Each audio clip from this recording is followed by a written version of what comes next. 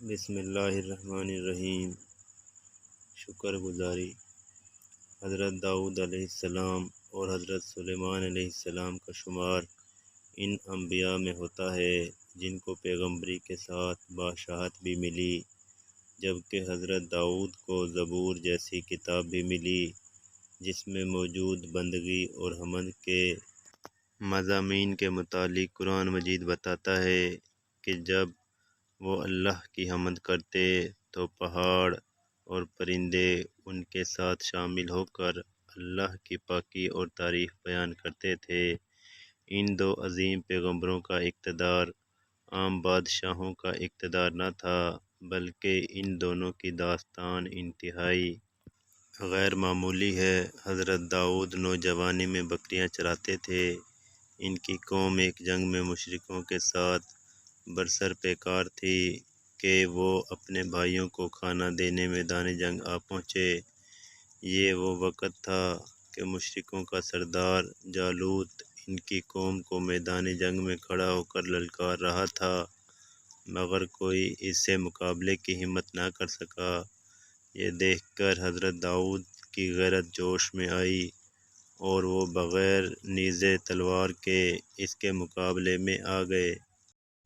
انہوں نے غلیل کی طرح پتھر پھینکنے والے معمولی سے ہتھیار سے تاک کر ایک پتھر اس کی پیشانی پر اس طرح مارا کہ سر تا پاؤں لوہے میں غرق جالوت فوراً مر گیا۔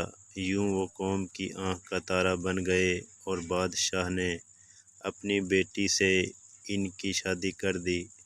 بادشاہ بننے کے بعد حضرت داؤد علیہ السلام نے پہلی دفعہ بنی اسرائیل کی ایک عظیم سلطنت قائم کی۔ اللہ تعالیٰ نے لوہے کو ان کے لیے اس طرح نرم کر دیا تھا کہ اس کی مدد سے انہوں نے کشادہ زرہیں تیار کر اپنی فوجوں کو ناقابل تسخیر بنا دیا تھا۔ کیونکہ ان زرہوں کو پہن کر فوجی تیزی سے حرکت کرنے کے قابل رہتے تھے۔ یوں وہ مخالفین کو مار سکتے تھے، مگر وہ ان کو کوئی نقصان نہیں پہنچا پاتے تھے۔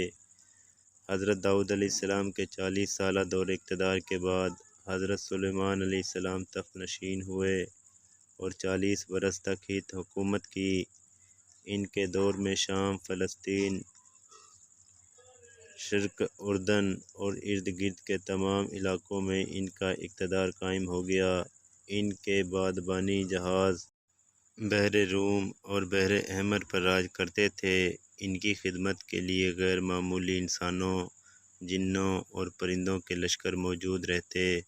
وہ پرندوں اور جانوروں کی گفتگو تک سمجھ سکتے تھے۔ ان کے دور میں ہیکل سلیمانی اپنی تمام تر عظمت کے ساتھ تعمیر ہوا، جو مسجد الحرام کے بعد دوسری مسجد تھی۔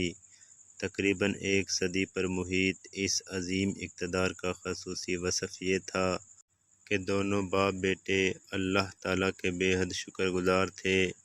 دل سے خدا کی بڑائی کا اقرار، زبان پر اس کی عظمت، محبت اور شکر گزاری کے چرچے، ذہنی، جسمانی اور مالی انعامات کو اس کے بندوں پر خرچ کرنا، خدا کے دین کی خدمت اور نصرت، اللہ کی بندگی اور عبادت ان کی زندگی کا معمول تھی۔